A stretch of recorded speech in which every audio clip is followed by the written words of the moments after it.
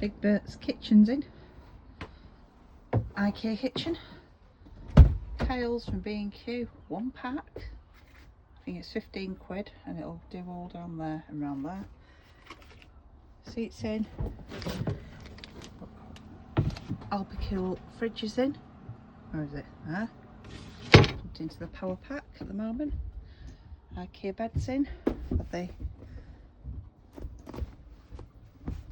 cover over and a topper on it. Wiring's in. Gonna put a roof board over there. So bits have been cut out, been PVA both sides and the edges, and on the cushions. And now I'm going to cut in 2 inches around here and start carpeting the roof panel. This will be fun.